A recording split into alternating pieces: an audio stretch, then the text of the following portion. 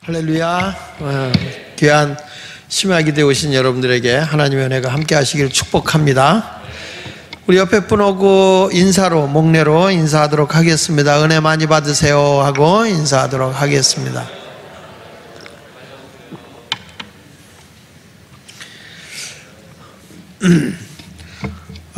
오순절 예수님이 부활하시고 50일째 우리가 오순절을 생각하면서 매일 저녁마다 집회를 했고, 또 이번 주간에는 특별 집회를 했습니다. 지난번 사도행전을 제가 쭉 이번에 집회하는 동안에는 주로 제가 마가복음을 중심으로 4번 설교를 했고요. 사도행전은 계속 제가 시간이 되는 대로 이렇게 풀어서 함께 성령의 임재함이 있는 역사를 경험하며 살아가는 거룩한 백성들이 되기를 축복합니다. 오늘 저는 히든 타임이라고 하는, 감춰진 시간, 그러니까 하나님이 그 때가 있어요. 때가 하나님이 꼭 필요할 때 나를 연단하고 훈련시켜서 끄집어내는 그때까지의 나도 모르고 너도 모르고 아무도 몰라 하나님 아버지만 알고 계시는 그 시간대가 감춰진 시간이에요. 히든 타임이에요. 히든 타임. 자, 우리 한번 합시다. 히든 타임. 네. 오늘 여러분들 남한테 얘기하지 말고, 오늘 설교 뭐 들었냐?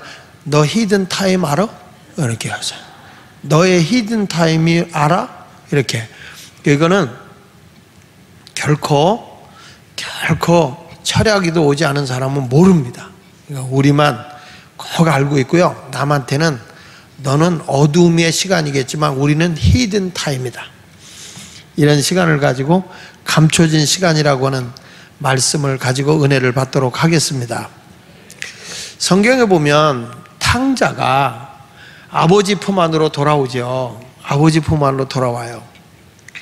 근데 이때 이 탕자가 이렇게 한번 생각해 봅시다. 탕자가 아버지에게 내 때가 됐습니다. 내 마음대로 한번 살아보겠습니다. 돈 주세요. 그리고 나갔어요. 나가서 다 탕진하고 그가 실패를 합니다. 실패를 하고, 그리고 이제 자기가 배가 고프고 절박한 상황이 됩니다. 어둠의 시간이 왔습니다. 그에게. 그때 그는 누구를 찾게 되냐면 아버지를 찾게 됩니다. 내 아버지 집에 가면 먹을 것도 많고, 내 아버지 집에 가면 입을 것도 많고 좋을 텐데, 그렇게 생각하고 이 아들이 일어나서 아버지에게 가죠.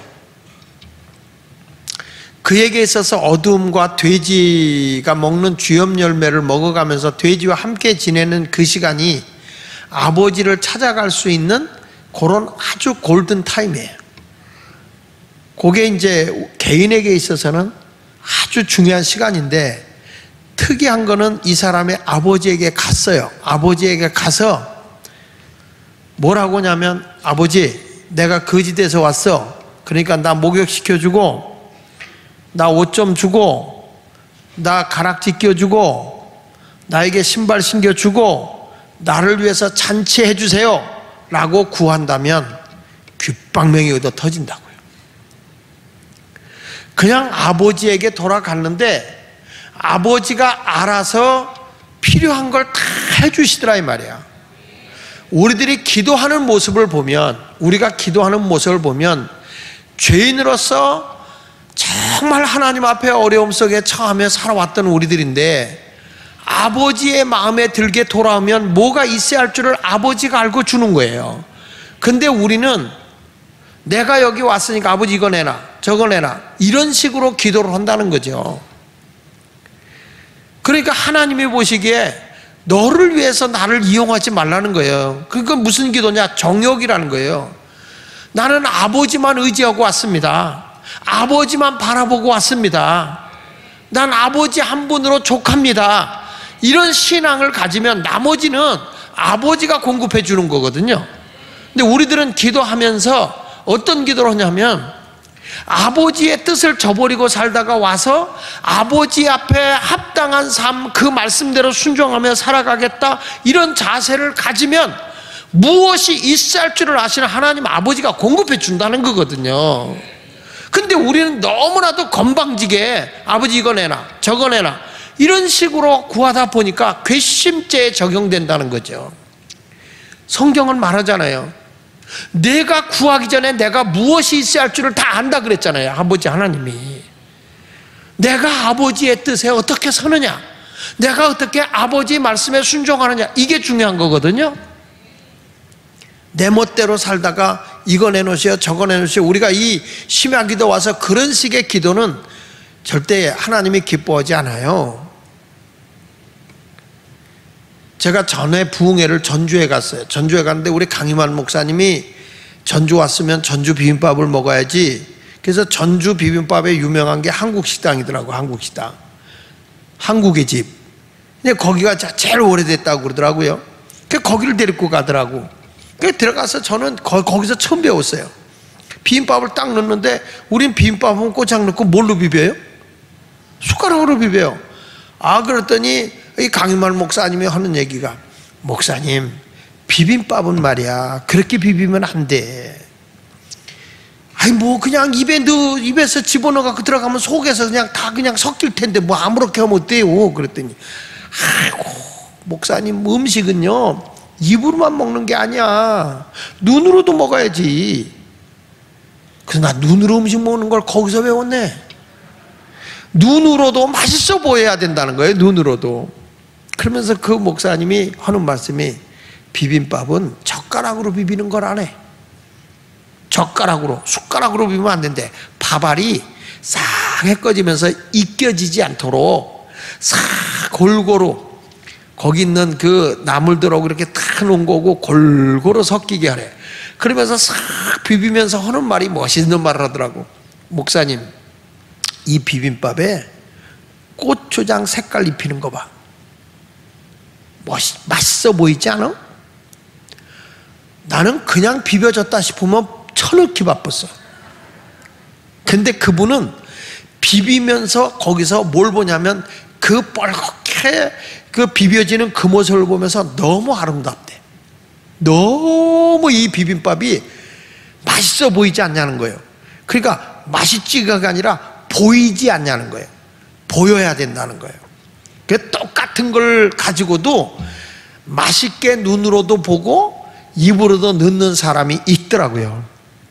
그렇잖아요. 여러분들도 어디 가자 그러면 우리 오늘 어디 갈까? 동해 가서 우리 동해 해 먹고 오자 그러면은 우리 교인들은 여기저기 안 봐. 무조건 달려서 동해에 가서 이것저것 보지 말고 회 처먹고, 그러고서 그냥 오면 어디 갔다 왔어? 동해 갔다 왔어. 야, 그러면 안 된다고요. 동해를 탁 가다가 좋은 산세 있으면, 아, 여기 좋은 데 있네. 우리 휴게실에도 살짝 들어서 우리 여기서 한번 하나 먹어볼까? 좀 이러면서 즐기면서 가면 얼마나 좋아. 낭만적이고. 나는 한번 그렇게 즐기며 가다가 실수한 적이 있어요. 딱 가다가 그 휴게실에 갔더니 그 녹음 테이프를 파는 트럭이 있더라고요. 근데 웃음 코너라는 그런 그 테이프가 나왔어. 뽀빠이 이상용이가 한 거예요.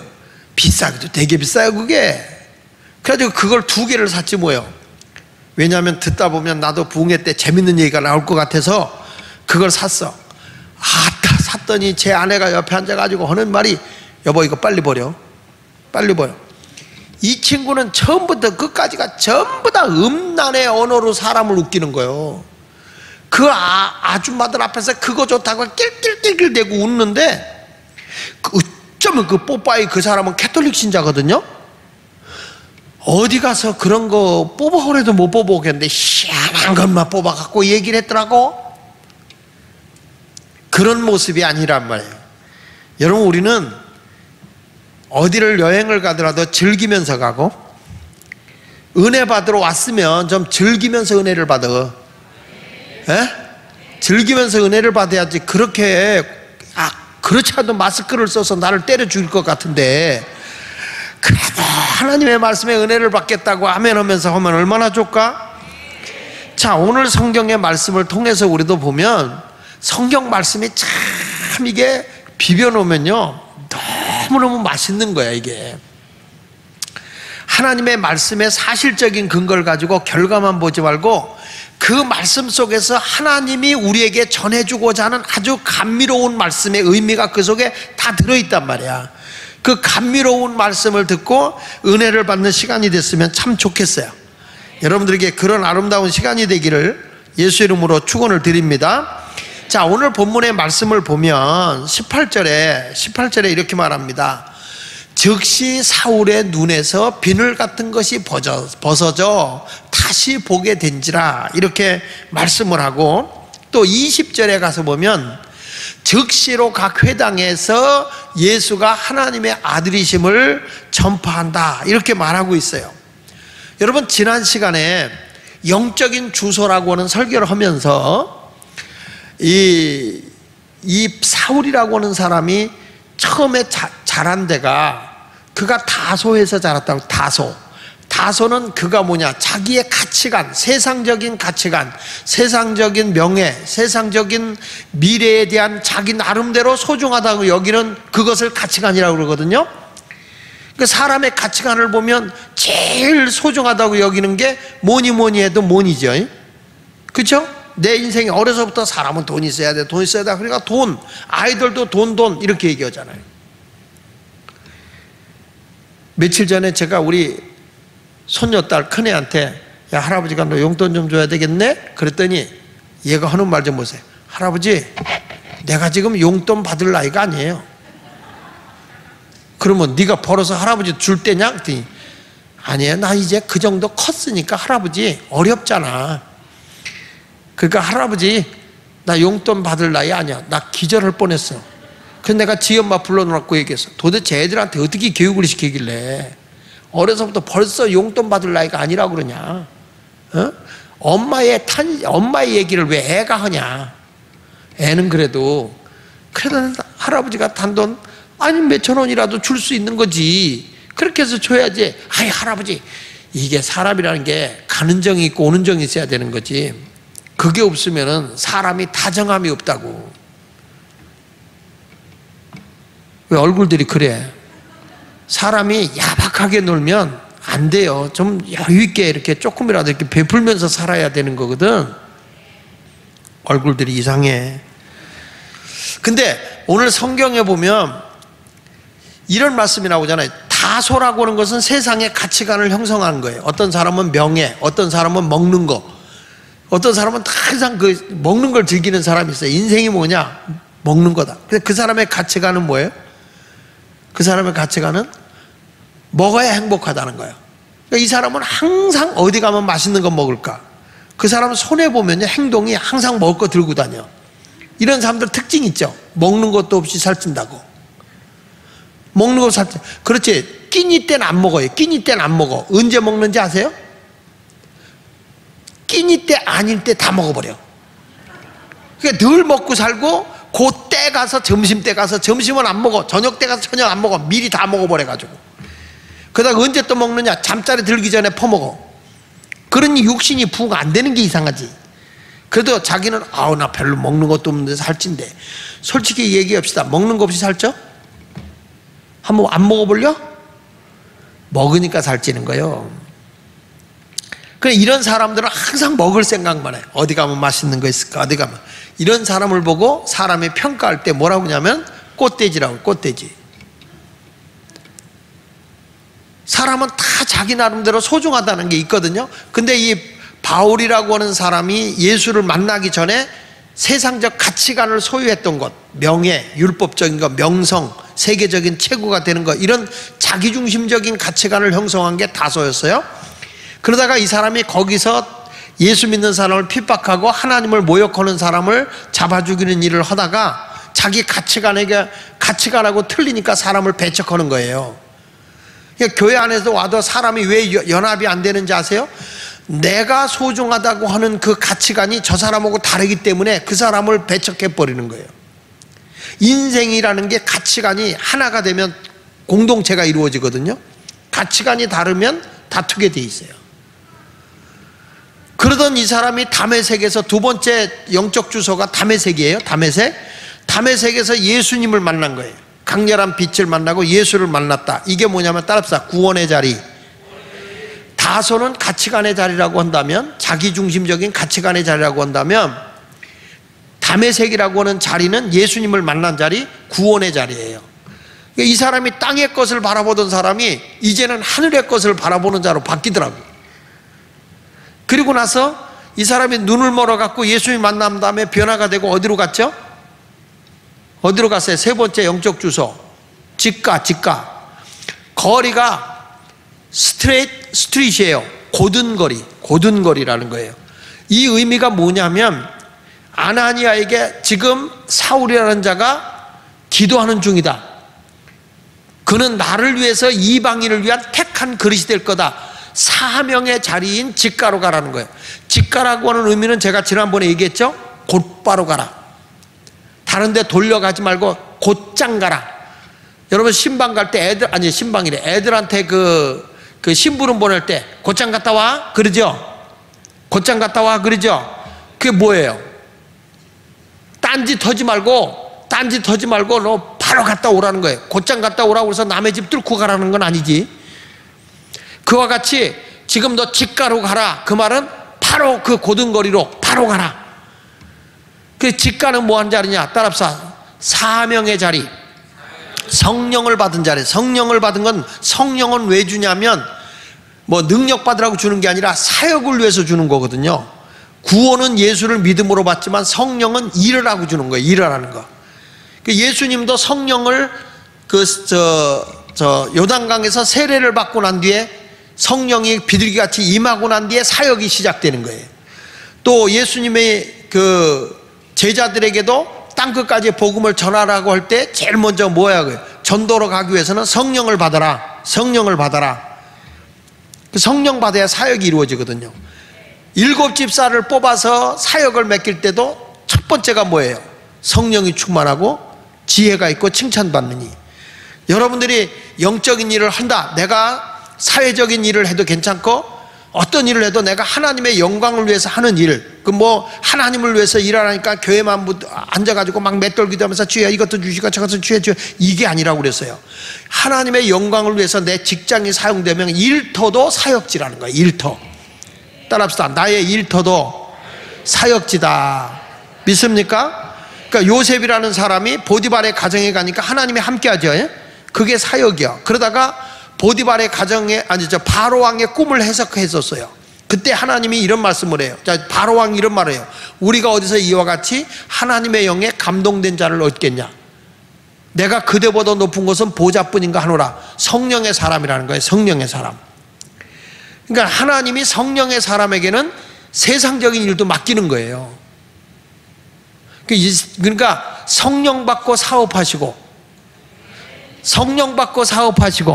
성령 받고 여러분들이 어떤 일도 해나가면 내가 생각하지 못한 일도 하나님이 이루시는 거예요.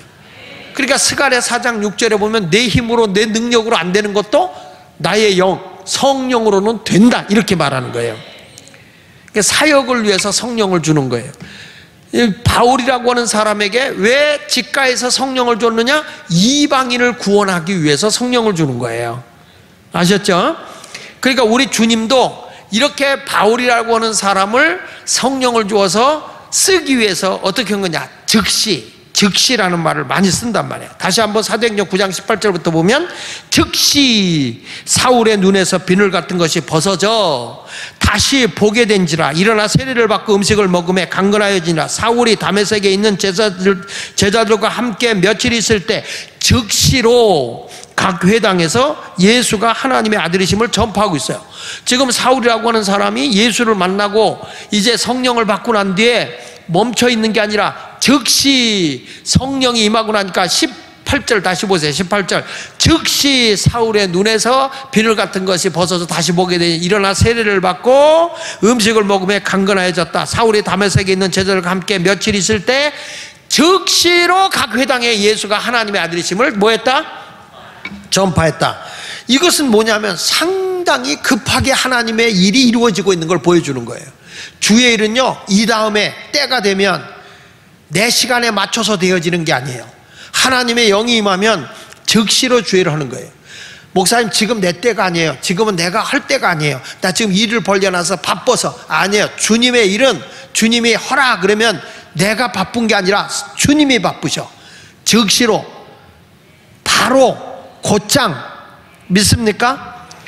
우리 하나님이 얼마나 바쁘면 네아폴리라고 하는 아시아에 복음을 전하려고 할 때 하나님께서 바울이 배를 타고 가는데 이 사람이 그 드로아에서 배를 타고 네아폴리로 가려고 하면 아무리 빨리 가도 닷새를 간다고 그래서 닷새로 가는데 하나님이 말이야 뒤에서 바람을 몰아붙여 가지고 얼마 만에 가냐면 이틀 만에 가. 이틀 만에. 우리 한번 성경을 볼게요. 사도행전 16장 11절에 보니까 우리가 드로아에서 배를 떠나 사모드라게를 직행하여 이튿날 네아폴리로 가고 거기서 빌립보에 이르니 이는 마게도냐 지방의 첫 성이요 또 로마의 식민지라 이 성에서 수의를 위했다 그랬거든요. 우리가 드로아에서 배를 떠나 사모드라게로 직행하여 이튿날 네아폴리에 도착을 했다. 이튿날. 그러니까 닷새 가야 할 길을 얼마나 하나님이 다급했던지 뒤에서 뒷바람을 세게 불어가지고 얼마 만에? 이틀 만에 간 거예요. 하나님이 하시는 일은 이럴 수 있다니까요. 믿어지면 아멘 하세요. 할렐루야. 하나님이 나를 목회를 내보낼 때 얼마나 하나님이 저를 급하게 부려먹었는지 아세요? 신학교 3학년 때부터 단독 목회를 했어. 그래서 제가 27살에 신당동에 예수마을교회를 개척한 거예요. 이게 내가 하고 싶어서 한 게 아니에요. 하나님이 몰아붙여요. 다급하다. 요즘에 여러분 신학생들이 교회 개척해서 단독 목회한다? 전설 같은 얘기야. 전설 같은 얘기. 오늘 제 친구 목사들이 다 나를 위로한다고 왔어요. 여섯 가정이 왔어요. 와가지고 6명이 왔어요. 와가지고 하는데 그 친구들이 다 똑같이 목회 나간 친구들이야. 저하고. 오늘 얘기하는데 그 친구 하나는 나 금년에 40년 목회 그때 나도 40년이잖아. 나도 40년이야. 똑같아. 이 친구들이 같이 이렇게 목회를 했어요. 근데 제가 왜 이 말을 하냐면 하나님이 다급하면요 망설이질 않아. 빨리 몰아붙여서 하게 하더라고요. 신당동이 얼마나 급했으면 하나님이 나를 이 중앙시장에 그 척박한데 그 억센 사람들 이런 사람들을 통해서 하나님이 역사하셔요. 그러니까 이게 주의 일은 이다매가 아니에요. 하나님이 바로 급하게. 믿으시면 아멘. 저는 그런데 참 안타까운 게 뭐냐면 하나님이 역사하시는 일이 바로 이루어져야 되는데 제가 신학교에 가서 저기 나사렛 대학에 가서도 이렇게 촛불 예배를 인도해보고 협성신학대학에 가서 촛불 예배도 인도해보고 이렇게 이제 대학에 가서 이렇게 예배를 인도해보는데 한 번은 제가 협성신학대학에 가서 예배를 인도한 전부 다 이제 목사 되겠다는 친구들이에요.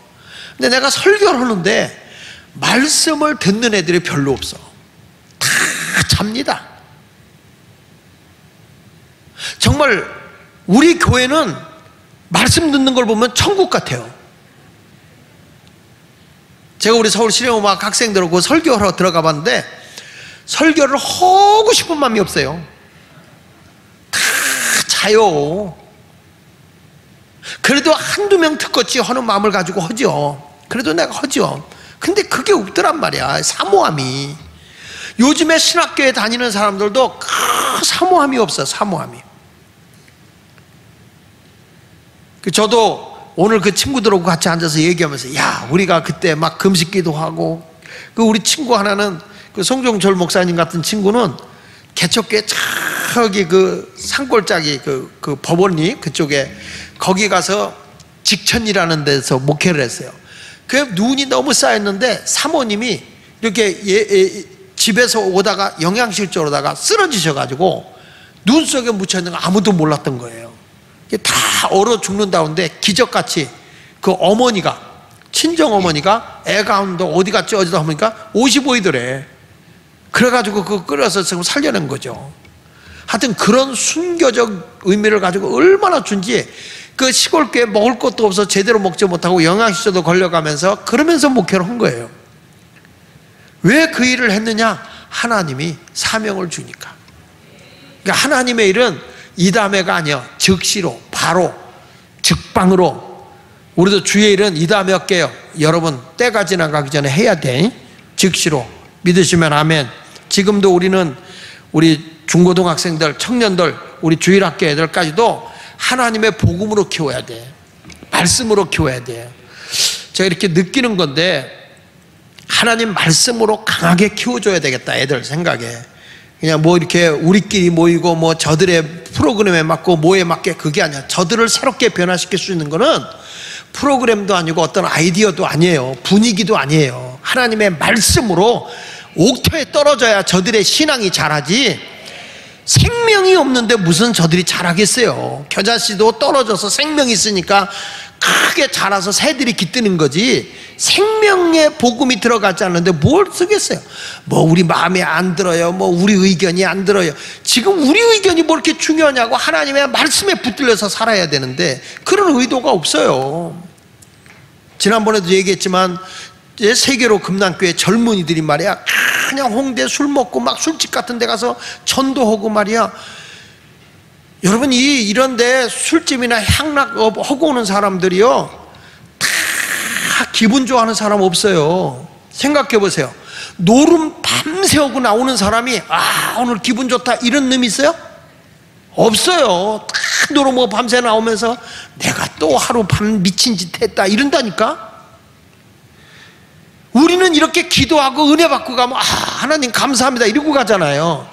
세상에서 술 먹고 취하고 발바닥을 비벼가며 삐빠빠 눌러 미스베비하고 돌아다녀도 결국에 저들이 나올 때, 왜냐하면 공허함과 영혼의 갈증이 있거든요.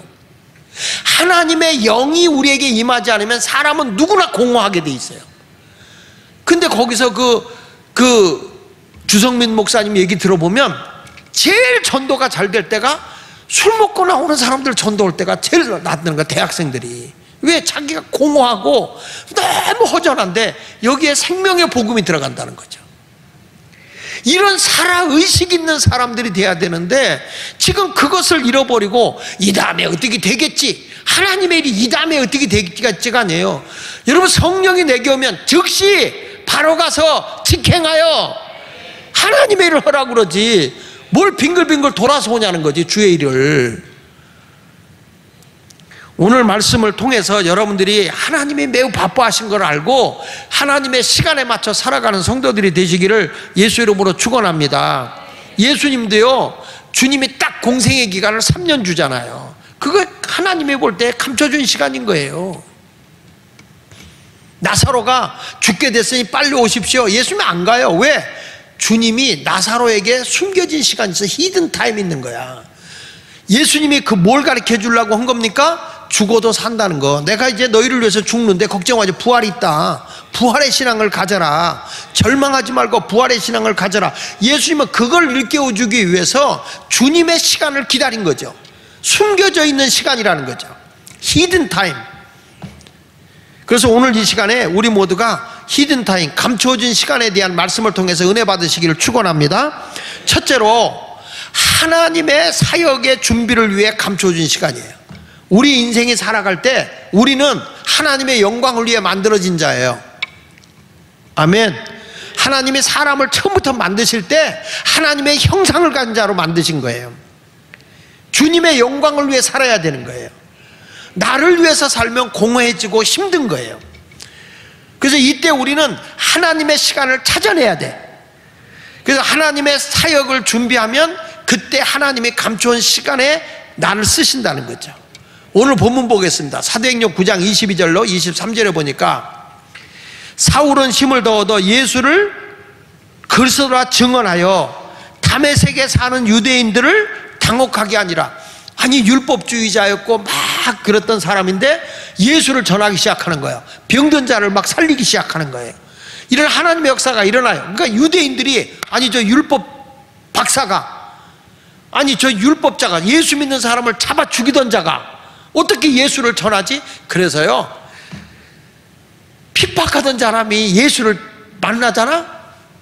전도 잘합니다. 진짜 전도 잘해요. 이 사울이라고 하는 자가 예수 믿는 사람, 그렇게 핍박하던 사람이 예수를 만나고 나니까 정말 예수님은 살아계시네, 천국이 있네, 구원을 받아야만 천국 가겠네. 바울이 그때부터 그리스도라, 예수를 그리스도라는 것은 메시아, 구세주, 우리를 구원시켜 주시는 분, 아멘. 그러니까 이 예수 그리스도를 증언하는 거예요. 그래서 다메섹에 사는 유대인들을 당혹하게 했다. 다메섹에 사는 유대인들, 아니 다메섹에 지금 사울이라는 자가 예수 믿는 사람 잡으러 왔다, 체포하러 왔다는 걸 들었는데 갑자기 이 사람이 예수를 전하기 시작하는 거예요. 여러분 보십시오. 하나님의 일은요 머뭇대지 않는다니까. 은혜가 들어가면 바로 온다니까. 은혜가 안 들어가니까 주일이 이담에 하지, 돈 벌어서 하지, 때가 되면 하지. 아니에요. 하나님의 일은 바로요, 바로 즉시. 믿습니까? 근데 여기서 보면 23절에 이런 말이 나와요. 여러 날이 지남에 유대인들이 사울 죽이기로 공모하고 있어요. 바로 죽인 게 아니라 뭐라고 그랬죠? 여러 날이 지남에. 도대체 이 여러 날이 얼마일까? 그 신학자들이 여기서 여러 날이라고 하는 것을, 이것을 며칠로 볼까? 몇 달로 볼까? 아니면 몇 년으로 볼까? 이것을 여기서는 도저히 알 수가 없어요. 그러면 이것을 어떻게 알았냐? 성경에서 찾아야 되겠죠. 도대체 사울이라고 하는 사람이 예수님을 만나고 바로 전도하다가 저들이 잡아 죽이려고 하는 그런 때가 언제였냐? 여러 날이 지남에 유대인들이 사울을 죽이기로 작정했어요. 자, 그러면 이 여러 날이 얼마였느냐? 성경을 통해서 보겠습니다. 자, 갈라디아서 1장을 보면 1장 15절을 보겠습니다. 같이 읽어봅니다. 시작. 그러나 내 어머니의 태로부터 나를 택정하시고. 자, 보세요. 자, 좀 보세요. 이게 무슨 말이냐면, 사울이라고 하는 사람이 예수 믿는 사람을, 스데반을 죽이는데 앞제비 노릇하고 예수 믿는 사람을 핍박하는데 제일 앞장섰던 사람이잖아요. 근데 이분이 예수님을 다메섹에서 만납니다. 이 만난 것이 사울의 의지입니까? 하나님의 주권으로 이루어집니까? 하나님의 주권, 하나님의 은혜가 먼저 임한 거예요. 하나님의 은혜가 임한 거예요. 이게 선행은총이라고. 하나님의 은혜가 오니까 주님을 고백할 수밖에 없어요. 그래서 사울이 뭐냐? 하나님이 나를 택해 정했다, 택하여 정해 주셨다. 오늘 예수 마을교회 오신 사랑하는 여러분들, 내가 오고 싶어서 온 게 아니라 하나님이 택하여 이 자리에 오게 하셨다. 그러니까 요한복음 6장 44절에 아버지께서 이끌지 않으면 아무라도 내게 올 자가 없는 거예요. 오늘 이 자리에 와 있는 거, 우리의 만남은 결코 우연이 아니야. 옆 사람하고 연인끼리만이 아니야. 오늘 이 자리에 온 것은 하나님의 뜻이 있어서 나를 이 자리에 불러주셨네. 할렐루야. 이런 믿음을 가져 보세요. 여기 아직 믿음이 없는 분도 있고 예수님 못 만난 분도 계실지 모르지만, 오늘 이 시간에 하나님이 이미 뱃속에 있을 때부터 내가 너를 택정했다. 이 자리에 여러분 왜 와 앉아있어? 내가 이 자리에 오고 싶어서 왔나? 절대로. 나는요 신당동에 온다고 생각해 본 적 없어. 근데 하나님이 다 막어. 평택 가게 됐는데 막어, 구이동 가게 됐는데 막어, 저 법원리 가게 됐는데 막어. 어디로 오냐? 신당동으로 오더라고. 그러니까 우리 아들이 하는 얘기가, 아버지 많고 많은 것 가운데 왜 하필이면 신당동이야? 그러길래, 이놈아 내 뜻대로 되는지 아냐? 아버지 뜻대로 되지. 야, 너는 많고 많은 사람 가운데 왜 신당동에서 태어났냐? 응? 자기 의지로 되냐고. 자기 의지로 되냐고. 그런 게 아니에요. 하나님의 의지. 오늘 이 자리에 교회가 한두 군데입니까? 근데 왜 이 자리에 왔어요? 하나님이 여러분의 뜻이 있는 거야. 나를 택정하시고 뭐라고 하냐? 그의 은혜로 나를 불렀다. 그러니까 이게 하나님의 은혜로 이 자리에 온 거예요. 어떤 사람 때문에 왔을지 모르지만 아니에요. 하나님의 은혜예요. 그런 의미로 우리 찬송가 구주에서 의지함이 심히 기쁜 일이었어요. 우리 찬송 한 장 불러보고 말씀을 이어나가도록 하겠습니다. 다시 보면, 거기 보면 그의 은혜로 나를 불렀다. 어머니 때부터 나를 택하시고 은혜로 바울을 부르신 거예요. 오늘 이 자리에 바울만 부른 게 아니라 여러분도 이미 하나님이 택하셨고 하나님이 불러주신 거예요. 왜 은혜로 나를 불렀느냐? 내 의지로 온 게 아니라 하나님의 은혜로 왔다는 거예요. 16절에 바울이 하는 얘기요, 그의 아들을 예수 그리스도를 이방에 뭐하기 위하여? 전하기 위하여 그를 내 속에 나타내시기를 기뻐하셨을 때에 그랬어요. 왜 나를 택해줬느냐? 은혜로 왜 나를 불러주셨느냐? 그것은 저 예수를 알지 못하는 이방인들에게 복음을 전하게 하려고 하나님이 나를 택했다. 그냥 택한 거 아니다. 다 이유가 있다. 목적이 있다. 하늘의 것을 위해 일하게 하기 위해 위한 것이다. 이거예요. 믿으십니까? 예수 마을교회도 우리끼리만 이러고 있는 교회가 돼서는 안 돼. 우리는 세상 구석구석 다 파고 들어가야 되고, 우리 예수 마을교회는 더 하나님이 이번 기회를 통해서 더 큰 문화사역도 해야 되고 선교사역도 해야 되고, 우리 안목사님 통해서 세계를 다 품어내는 우리 젊은이들, 막 그런 젊은이들이 와서 우리 선교합시다. 학원 선교합시다. 세계에 흩어져 있는 청소년 선교합시다. 그 아멘 점점 기어들어가는 것 좀 봐. 우리가 구석구석에 세상의 향락, 이태원에 동성애 그런 것 때문에 있는데 기독교인들이 탄식하고 기독교 문화가 이제는 건전한 문화가, 생각의 문화, 인성의 문화가 변화되도록 나가야 되겠습니다. 이런 영향력 있는 교회로 다시 한번 발딱 일어나야 될 거라고 생각해요. 할렐루야. 난 학교를 보면서, 고등학교를 보면서 저들을 신앙으로 제대로 훈련시키지 못하고 선생들을 내가 여기다 가둬놓고 영적 훈련시키지 못한 그것이 제일 가슴이 아픈 거예요. 선교를 위해서 이걸 했는데 이걸 내가 못했구나. 의도 터져 싸다. 그런 마음을 갖게 되는 거예요. 우리는 다시 한번, 그러니까 어설프게 하려면 안 하는 게 낫겠더라고요. 어설프게 하는 거. 내가 문화 선교한다, 구석구석 어디 가서 내가 직장에 가서 뭐 한다 할 때 어설프게 하지 말고 확실하게 예수를 전하는 그런 모습이 돼야 되겠다. 이방에게 전하기 위하여 그를 내 속에 나타내기를 기뻐하셨을 때에 내가 곧 혈육과 의논하지 아니하고 나보다 먼저 사도로 된 자들을 만나려고 예루살렘으로 가지 아니하고 어디로 갔다고? 아라비아로 갔다. 자, 여기 보세요. 자기가 하나님이 이방인을 위해서 복음을 전하게 하려고 택했다는 거예요.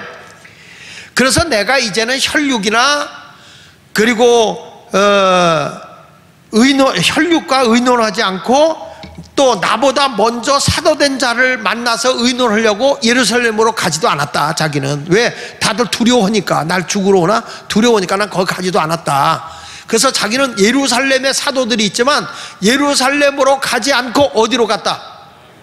아라비아로 갔다가 다시 다메섹으로 돌아갔노라.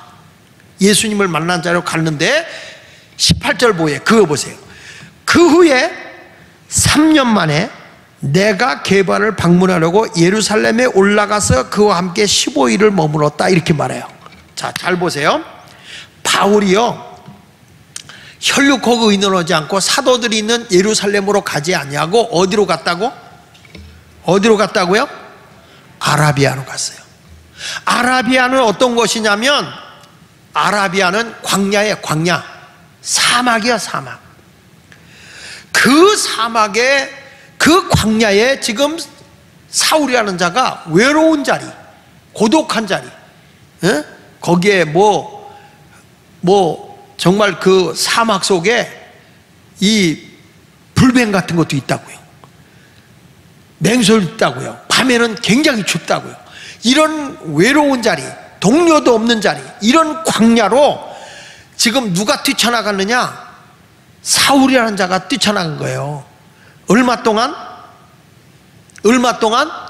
3년 동안. 3년 동안 아라비아에 가가지고 그는 광야에서 외로이 뭘 하고 있는 거냐? 광야에서 이 사울이라고 하는 자가 엄청난 하나님의 계시를 받는 거예요. 하나님의 말씀을 그가 거기서 훈련받는 거예요. 여러분 생각해 보세요. 내가 하나님의 이방인을 위해서 택한 그릇이다. 이게요, 예수님을 통해서 은혜의 복음을 듣지 않으면 어떻게 남에게 전합니까? 그러니까 바울이라고 하는 사람이 여러 날을 지금 했다고 하는 이 여러 날이라는 것은 3년을 지금 얘기하는 건데, 아라비아에 가서 엄청나게 이 고난, 고통, 외로움, 그 공포 이런 속에서 누구만을 지금 바라보고 있냐면 하나님만을 바라보면서 하나님을 통한 말씀의 계시를 받는 거예요. 마치 모세가 시내산에 40일 동안 금식하러 올라가서 그곳에서 십계명을 받는 것과 같이 이 바울이라는 사람이 삼층천, 우리가 보는 하늘, 그 위에 우주적인 하늘, 그 위에 천국이라고 하는 그 삼층천을 가면서 하나님의 계시를 받습니다. 같이 읽어보겠습니다. 갈라디아서 1장 11절에 보면요, 형제들아 내가 너희에게 알게 하노니 내가 전한 복음은 사람의 뜻을 따라 된 것이 아니다. 내가 이 복음을 너에게 전하는데 이거는 사람이 배워서 지식을 가지고서 된 게 아니라는 거예요. 그래서 내가 우리 신학을 공부할 때 신학을 공부하는 우리 교육자들에게 부탁하고 싶은 것은 그냥 하나의 학문으로만 익혀라. 신앙은 교회 와서 하고 절대 신학회에서 말씀 가르쳐 주지 않는다. 말씀의 훈련은 우리가 다시 말씀 공부하면서 우리 교회에서 배워라. 내가 그 얘기를 해요. 근데 여기 보십시오. 사람의 뜻을 따라 된 것이 아니니라. 다 같이 읽어봅니다. 이는 내가 사람에게서 받은 것도 아니고 뭐라고 그랬어요? 배운 것도 아니요 오직 예수 그리스도의 계시로 말미암아. 계시라는 게 뭐냐면 하나님이 숨겨져 있어요. 근데 숨겨져 스스로 요만큼 내미는 게 계시야. 하나님이 이렇게 있다가 나 봤니? 이렇게 보여주는 게 계시야. 하나님의 뜻을 우린 몰라. 근데 전체적인 걸 모르는데 하나님이 스스로 자기에게 나타내 줬다는 거죠. 아라비아에서 3년 동안 있는 동안에 바울이 지금 하는 얘기가 이런 놀라운 하나님의 말씀을 자기가 이렇게 계시로 받았다라고 얘기를 하고 있습니다. 그렇기 때문에 바울이라고 하는 사람이요 항상 얘기하는 게 뭐냐면 하나님의 은혜로 자기가 뭐가 됐느냐? 사도가 됐다고 항상 얘기해요. 그래서 바울은 어디를 가든지 간에 하나님의 은혜로 사도된 나 바울은 이렇게 말해요. 다시 따라합시다. 하나님의 은혜로 사도된 나 바울은 그렇게 꼭 얘기합니다. 참 놀라워요.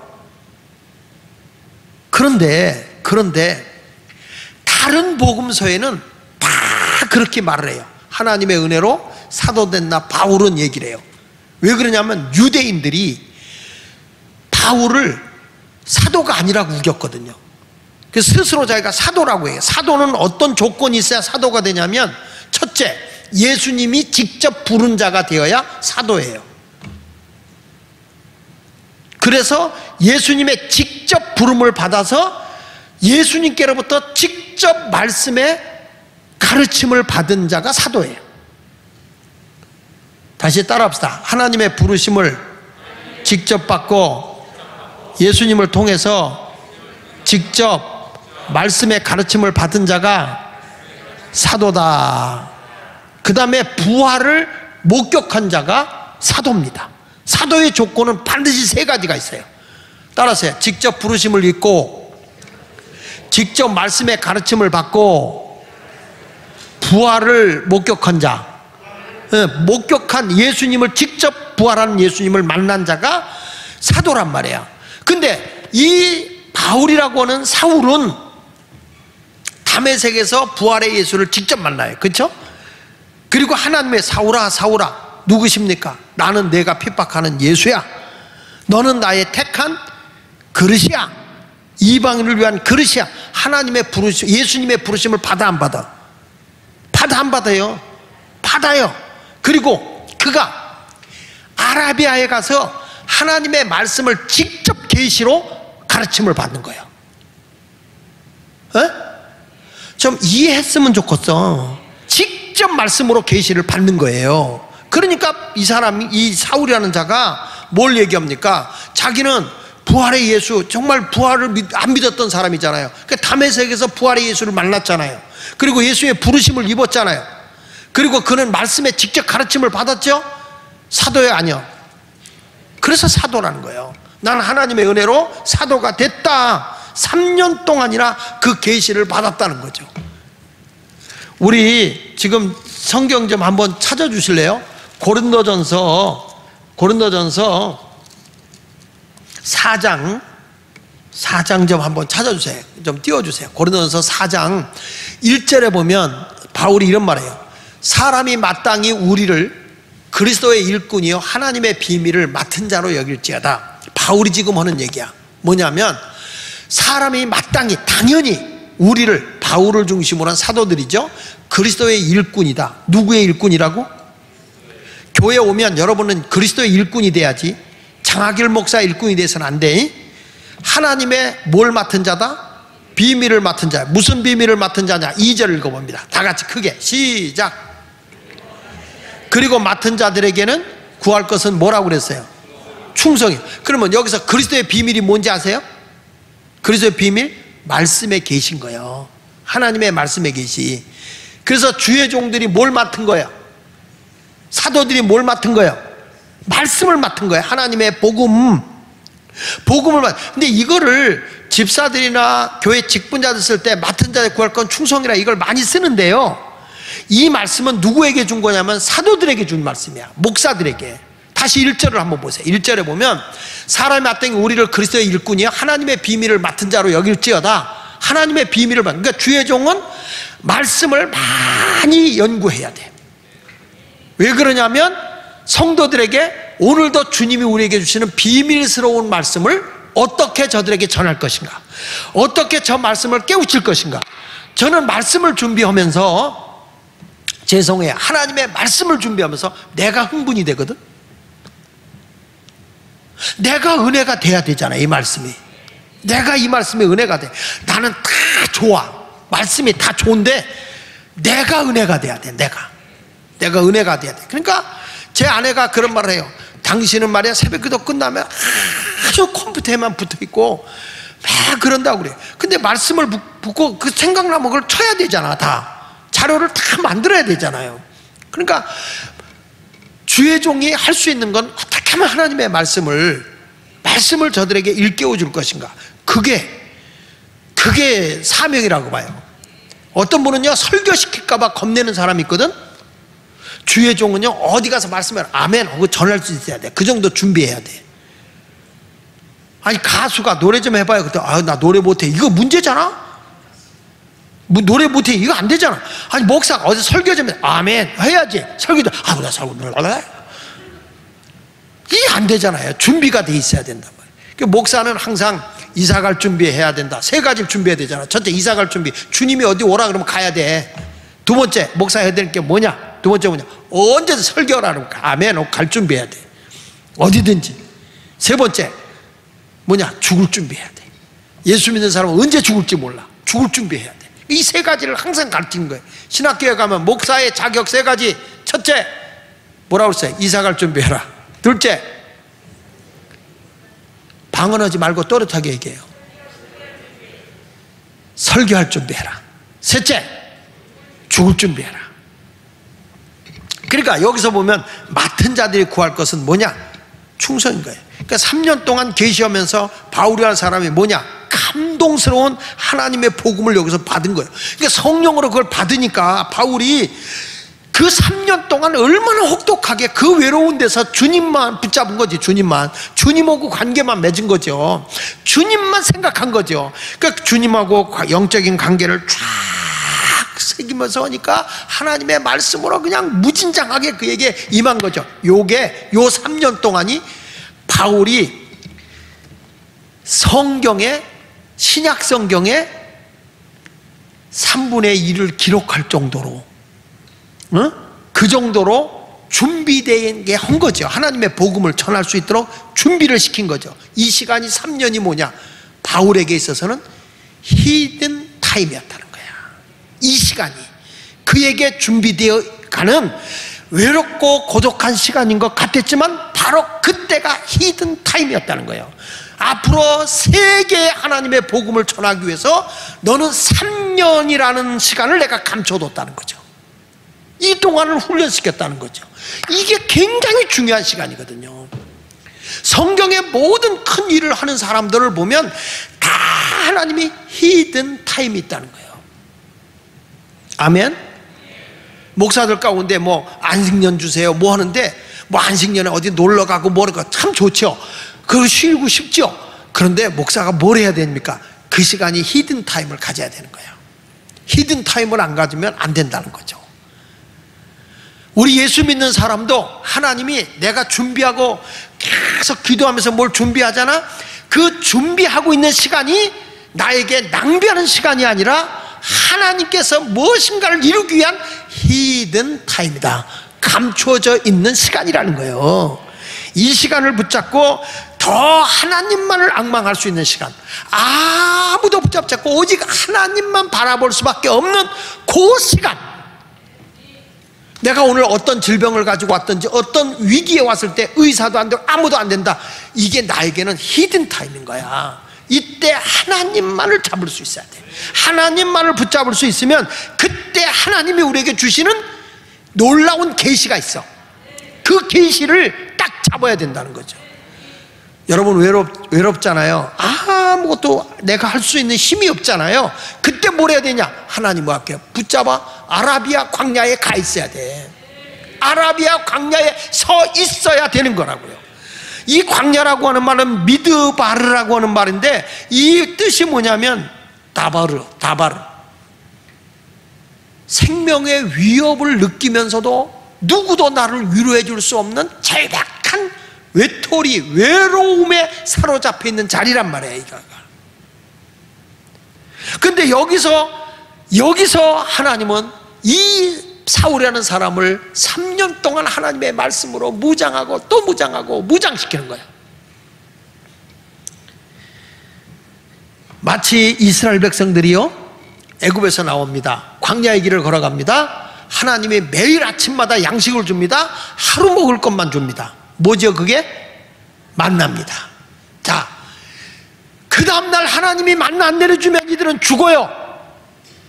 이 사람들은 누구만 지금 의지하고 가야 됩니까? 하루하루를 하나님만 의지하고 가는 그 40년이 가나안이라는 땅을 정복하기 위한 히든 타임인 거야. 오늘 이 자리에 오신 여러분들에게 하나님만을 찾는 그 시간을 갖지 않는다면, 하나님만을 앙망하는 시간이 없다면 여러분들은 히든 타임이 아직 없는 거야. 너무너무 내가 힘들어, 너무너무 내 뜻대로 안 돼. 그 안 된 자체가 불행한 것이 아니라 무엇인가를 내가 준비하고 있는 시간인 거 이때. 하나님의 뜻을 찾아, 하나님의 계시를 찾아봐야 되는 거예요. 오직 하나님만 바라보란 말이야. 하나님만을 앙망하란 말이에요. 그 하나님 앞에 기도하면 우리 하나님께서 길을 열어준다고 믿음의 지어 온전케 하시는 예수만 바라보라는 거예요. 내가 처음에 얘기했잖아요. 비빔밥도 비벼야 맛있는 거라고. 색깔을 입어야 된다고. 왜 고생스럽냐고 탄식하고 원망하고 있어서 여러분이 되는 게 아니라 어려울수록 하나님 앞에 매달려서 하나님과 나와의 영적인 깊은 교통이 일어날 때 그때 새로운 길이 열리는 거예요. 그때 어떻게 되겠지 운을 바라지 말고 하나님 앞에 힘써 기도하는 순간에 새로운 역사가 임하게 되는 것입니다. 지금 어렵습니까? 더 노력하십시오.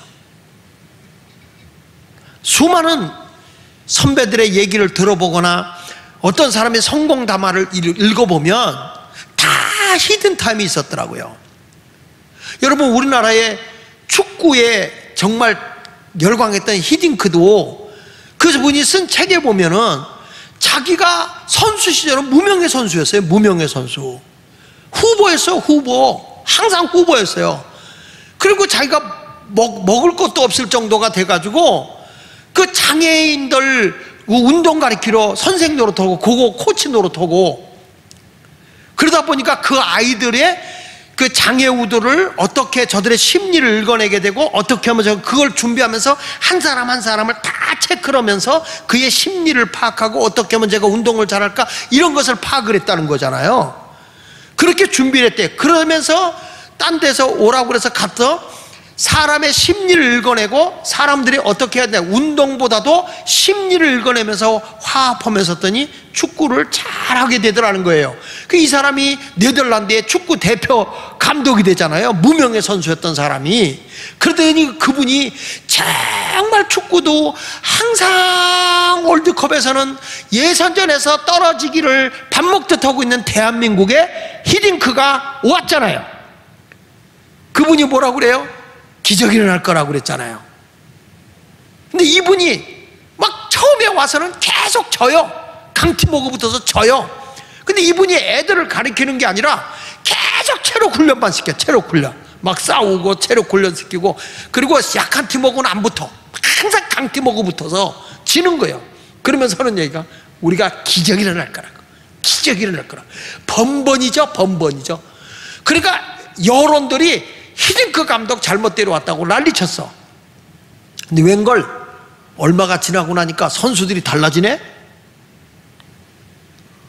그러더니 여러분 2002년도에 이야, 기저귀 타고 시청가?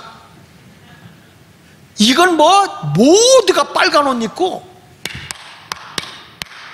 대한민국이 다 미쳤어. 미쳤어. 누구 하나에? 히딩크. 그때 히딩크 대통령 나왔어도 됐죠. 어마어마했어요. 여러분, 이게 뭡니까? 그분의 히든 타임이 있었어요. 그 어둠의 시간이 있었다는 거예요. 그랬을 때 놀랍게도 그에게 하나님의 역사하시는 놀라운 일들이 일어나는 겁니다. 사랑하는 여러분, 지금 힘들다고 하지 말고 이 시간이 내가 준비하는 시간인 거예요. 할렐루야. 그러면 하나님이 우리의 생활을 새롭게 바꿔놓을 줄로 믿습니다. 믿으면 아멘 하세요. 자, 여기에 그래서 결론 내겠습니다. 두 번째 가서 오직 하나님만 의지하게 하는 시간이 감춰진 시간이에요. 히든 타임이에요. 따라합시다. 하나님만 의지하는 시간이 히든 타임이다. 지금 여러분들이 아직도 뭔가 의지할 거 있으면 아직 히든 타임 아니야. 하나님이 감춰져 있는 시간은 아무도 바라볼 수 없어. 오직 하나님만 바라봐야 돼. 자, 고린도후서 1장 8절 9절을 보겠습니다. 시작. 형제들아, 우리가 아시아에서 당한 환난을 너희가 모르기를 원치 않는다. 배를 타고 가다가 풍랑을 만나 다 죽게 된 거예요. 다. 그래서 거기 보니까 너희가 모르기를 원치 아니하노니 힘에 겹도록 심한 고난을 당하며 뭐가 끊어졌다고? 이제는 끝났다. 소망이 없었다. 자, 이제는 죽음이 앞에 온 거예요. 이때가 무슨 시간이라고 그랬어요? 이때가 뭐예요? 외롭고 아무도 의지할 수 없고 하나님만 바라볼 수밖에 없는 상황. 아라비아. 요게 히든타임이야. 9절 봅니다. 9절 시작. 우리는 우리 자신이 사형 선고를 받은 줄. 이젠 죽었구나. 난 이제 사형 선고 받. 난 이제 끝났구나 했다는 거예요. 끝났구나 했는데 다 같이 이는 우리로 자기를 하나님을 의지하지 아니 자기를 의지하지 말고 누구만 오직 죽은 자를 다시 살리신 하나님만 의지하게 하려 한다는 거예요. 지금 바울이 지금 하는 얘기가 그거예요. 여러분, 우리가 환난을 당했습니다. 살 수망도 없습니다. 이제는 우리는 모든 것이 사형받은 것과 똑같았습니다. 이제는 죽었다. 이때는 우리가 사람도 누구도 도와줄 거 아무것도 없습니다. 부모도 형제도 돈도 명예도 권세도 나를 도와줄 게 아무것도 없습니다. 그때 누구만을 잡았다는 거예요? 죽은 자를 다시 살리신 하나님만 의지하게 됐다는 거예요. 그랬더니 풍랑에서 살아나는데 하나님이 이 바울에게 뭐란 거니? 두려워하지 마라. 아무도 죽지 않고 다 산다. 유라굴로라는 태풍을 만나 다 죽게 됐을 때 모든 사람이 다 끝났다 절망하고 다 이제 소망도 끊어졌어요. 그때 누가 있었느냐? 외롭게 하나님만 의지하고 기도하는 한 사람이 있었어요. 그게 바울이었어요. 하나님만 붙잡았어요. 그때 하나님이 안 죽는다, 다 산다. 그래서 바울이 뭐라고 외칩니까? 두려워하지 마시오. 당신들은 다 삽니다. 아무도 평안할 때는 바울의 말을 듣는 사람이 없었어요. 근데 이런 절박한 상황이 왔을 때, 아무것도 의지할 수 없을 때 하나님의 선지자 바울이 하나님이 살려준다고 했습니다. 다 바울을 믿고 따라간 줄로 믿습니다. 우리는 이런 하나님의 히든타임을 가져야 돼요. 제가 간단히 열거하면 아브라함 때, 아브라함도 때가 있어요. 자식 안 줬어요. 25년을 기다렸어요. 그렇죠? 25년을 기다렸어요. 그가 자기 앞에 사람 셋이 지나갈 때 극진히 그들을 영접했을 때 하나님이 자식을 줘요. 그리고 언제 가서 믿음의 조상이 되는지 아세요? 독자 이삭을 제물로 드리라고 할 때 자기에 있는 모든 것을 포기하고 하나님 한 분만 바라볼 때 이제야 내가 나를 경외하는 줄 알았다. 하나님이 순양을 준비해주고 그것으로 제물을 드리겠어요. 여호와 이레. 여러분, 하나님만 바라보는 시간이 히든타임인 거예요. 그래야 사는 거예요. 그래야 믿음의 사람이 되는 줄 믿습니다. 여러분, 야곱은 야복강 나루토가 히든타임이야. 당신이 나에게 축복해 주기 전에 당신을 놓을 수 없습니다. 환도뼈가 부러져도 오직 그 하나 신랄 같은 걸 붙잡는 거예요. 거기서 하나님의 역사가 일어나는 거예요. 여러분, 마지막 결정적인 순간에 포기하면 안 돼. 우리는 한 발짝만 더 나가면 펑 하고 그 금은보화가 터져 나올 수 있는데 거기에 멈춰 있는 거야. 히든 타임을 놓치는 거야. 오늘 이 시간 하나님 앞에 간절히 매달리시길 바랍니다. 요셉이 여러분 감옥에 가 있는 거에 그에게 거기서는 하나님이 지금 예비하고 있잖아요. 영적으로 준비하고 있으니까 꿈을 해몽하게 되고 결국에 바로왕의 꿈을 해몽해 주게 됨으로써 애굽의 총리가 되지 않습니까? 그에게는 감옥이 히든 타임이었어요. 감옥에 가 있는 동안 2년 동안이 그에게는 히든 타임인 거예요. 그러니까 다시 말해요. 그는 감옥에 갔을 때 간통죄로 들어갔을 때 아무것도 의지할 분이 없었어요. 하나님밖에 없었어요. 여러분 아직 여유가 있지? 아직 돈을 의지하고 싶고 사람을 의지하고 싶지 않아요? 오늘 이 시간 나는 아무것도 없어요. 주님 한 분밖에 없어요. 그 신앙을 가져야 됩니다. 믿으시면 아멘. 모세가 시내산에 올라가서 40일 금식 기도해요. 물 한 방울 안 나오는 곳에서. 다 죽었다고 그랬어요. 다. 근데 모세는 그 절박한 그 시내산 산꼭대기에서 물 한 방울 없는 곳에서 40일을 이슬을 받아 먹으면서 하나님하고 할 때 십계명이 떨어지는 거예요. 모든 사람이 끝났다는데 하나님은 안 끝나. 왜? 히든 타임이 있기 때문에. 숨겨진 시간이야. 그 시간. 성경에 다 그래요. 여러분 에스더도 죽으면 죽으리라. 이제 하나님만 의지하고 아수에랑한테 갔을 때 민족을 구원해내는 거잖아요. 다니엘이 사자굴 속에 들어가지만 그가 하나님 앞에 기도하잖아요. 아무도 의지할 수 없어요. 사자굴 속에 들어간다는 거 알아요. 하나님만 바라보고 기도해요. 하나님과 관계를 가져요. 그에게 사자굴에서 하나님이 건져내요. 너희가 믿는 신이 더 진짜 신이다. 더 높임을 받아요.